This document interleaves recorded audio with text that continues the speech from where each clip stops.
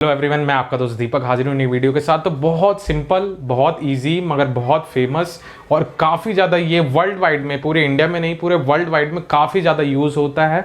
तो आज हमारा जो टॉपिक है वो है एनएसएड्स के बारे में। एनएसएड्स क्या होता है, उसके क्या यूजेस हैं, फुल फॉर्म से लेके यूजेस, उसका वर्किंग प्रिंसिपल क्या है, वो कैसे हमारी बॉडी में काम करता है और उसके क्या जो है माइनर साइड इफेक्ट्स जो होते हैं वो क्या क्या हो सकते हैं, इस बारे में वीडियो में देखने वाले हैं। और इससे अगर आप क्वेश्चन प्रिपेयर करें तो 2-3 क्वेश्चंस आपको जरूर मिलेंगे। अगर आप फार्मासिस्ट एग्जाम की प्रिपरेशन कर रहे हैं तो उसमें भी आपको ये क्वेश्चन देखने को मिलेगा। और एज अ लेमैन की तरह आप देखना चाहते हैं, कॉमन मैन की तरफ, कि जैसे जो एनएसएड्स हैं, ये दवाइयां जैसे आइबुप्रोफेन हो गई, एस्प्रिन हो गई, नेप्रोजेन हो गया, ये दवाइयाँ कैसे हमारी बॉडी में काम करती हैं। कई लोग जो है इन दवाइयों का यूज़ करते हैं, तो इसका जो है बहुत बेसिक और बहुत इजी तरीके से समझने की कोशिश करेंगे। और कैसी लगेगी वीडियो ये आप ज़रूर शेयर करना कमेंट बॉक्स में। तो हमारा जो टॉपिक है वो एनएसएड्स के बारे में है। तो ये तो इसको साइंटिफिकली हम बोलते हैं, मगर इन जनरल जो है ये कुछ ड्रग्स जो होती हैं ओवर द काउंटर होती हैं, कुछ जो है प्रिस्क्रिप्शन बेस्ड ड्रग्स होती हैं।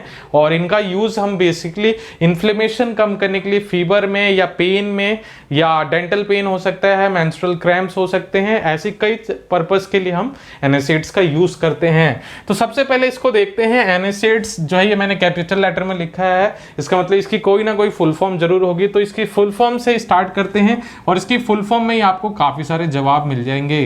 तो इसको बोलते हैं नॉन स्टेरॉइडल, मतलब ये स्टेरॉइड बेस्ड जो है ये नहीं है। स्टेरॉइडल भी जो आती हैं तो ये non steroidal anti inflammatory drugs हैं। ये मतलब हमारी इन्फ्लेमेशन के लिए, हमारे पेन के लिए ये यूज़ की जाती हैं।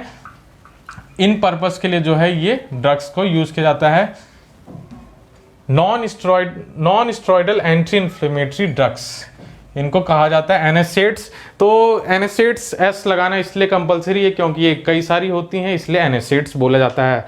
तो non steroidal anti inflammatory drugs हैं। कुछ जो है स्टेरॉइडल ड्रग्स भी आती हैं जो पेन में, सीवियर पेन में यूज किया जाता है। जैसे मॉर्फिन का सुना होगा आपने, कोडीन सुना होगा।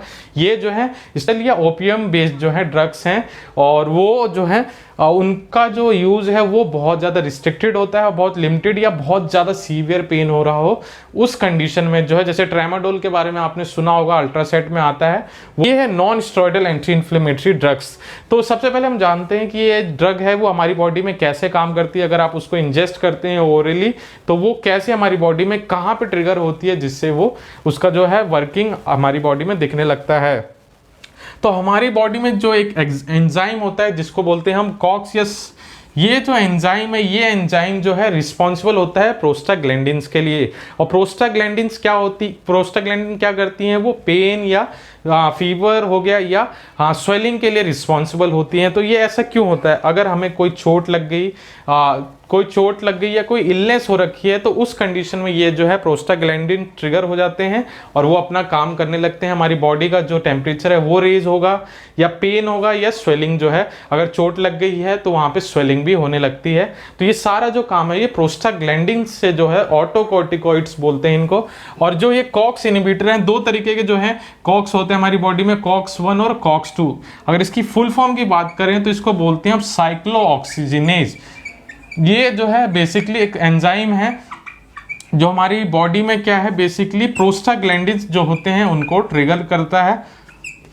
और ये प्रोस्टाग्लैंडिन्स हमारी बॉडी में क्या करते हैं, हमारी बॉडी में ये रिस्पॉन्सिबल होते हैं। फीवर हो गया, मतलब बॉडी टेम्परेचर रेज होगा, या पेन के लिए रिस्पॉन्सिबल होते हैं, या इन्फ्लेमेशन के लिए रिस्पॉन्सिबल होते हैं। और जो ये ड्रग्स होती हैं non steroidal anti inflammatory drugs, ये बेसिकली क्या करती हैं, ये जो कॉक्स होता है उसको इनहिबिट करती है।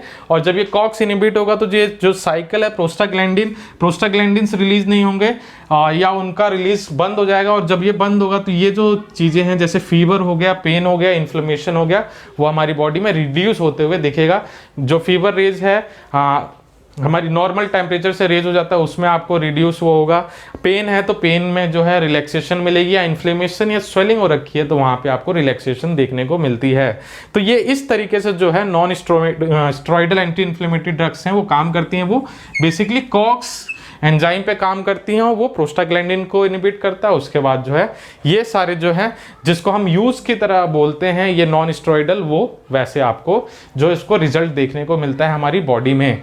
अब हम चलते हैं ये तो 3-4 यूजेस हैं, इसके अलावा भी कई सारे यूजेस हैं, तो उसको देखते हैं और फिर उसके साइड इफेक्ट्स के बारे में देखेंगे। वर्किंग प्रिंसिपल तो हमने समझ लिया है, तो वर्किंग प्रिंसिपल से भी कई क्वेश्चंस को बनाया जा सकता है। तो अब मैं यूजेस बताता हूं, फिर उसके बाद साइड इफेक्ट्स देखेंगे। यूजेस के बारे में देखें तो इसके यूजेस बहुत कॉमनली यूज होते हैं, क्योंकि ये कॉमनली क्यों यूज होते हैं, क्योंकि ये नेचुरल जो है बॉडी में बहुत इजीली हो सकता है, या फीवर हो सकता है, या पेन की कंडीशन हो सकती है, बैक एक हो सकता है, मसल्स पेन हो सकता है, मेंस्ट्रुअल क्रैम्प्स हो सकते हैं। तो ये जनरल जो कंडीशंस अराइव होती हैं, तो उस कंडीशन में जो है लोग एनासिड्स का यूज करते हैं, इसीलिए इसकी जो कंजप्शन है वो बहुत ज्यादा है।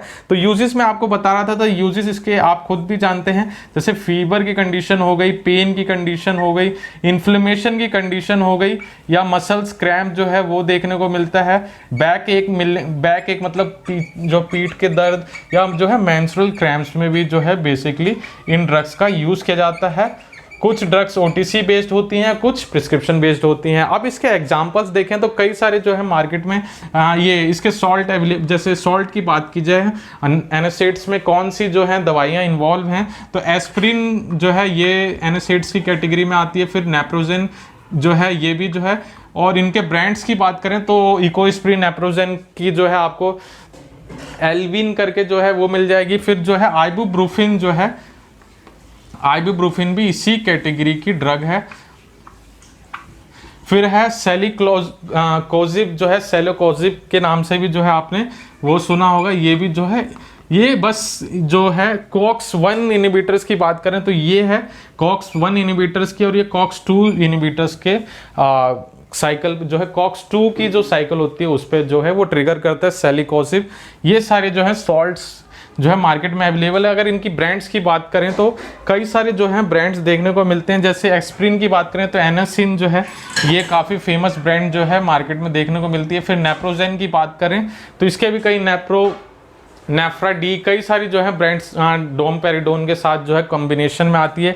आइबुप्रोफेन की बात करें तो ब्रूफेन के नाम से काफ़ी फेमस ब्रांड है मार्केट में जो अवेलेबल है, और भी जो है कई सारी ब्रांड्स जो है मार्केट में आती हैं। तो बेसिकली जो सॉल्ट्स इन्वॉल्व हैं एस्प्रिन, नेप्रोजेन और आइबुप्रोफेन, सेलिकोजिब और भी जो हैं 2-3 ड्रग्स जो है इन्वॉल्व हैं एनासिड्स की कैटेगरी में। तो ये है एनासिड्स के वर्किंग प्रिंसिपल और यूजेस। साइड इफेक्ट्स की बात करें तो नोजिया, वॉमिटिंग, ब्लोटिंग की कंडीशन, अगर हम इसको लंबे समय तक यूज़ करते हैं तो किडनी डैमेज या लीवर पे भी जो है इसका साइड इफेक्ट देखने को मिलता है। तो ये है एनासिड्स के बारे में। कैसी लगी वीडियो जरूर शेयर कीजिएगा, लाइक कीजिएगा, सब्सक्राइब करें और चैनल का बेल आइकन जरूर दबाएं जिससे ऐसी नोटिफिकेशन मिलती रहेगी वीडियो की। आज वीडियो को देखने के लिए बहुत बहुत धन्यवाद। Thank you.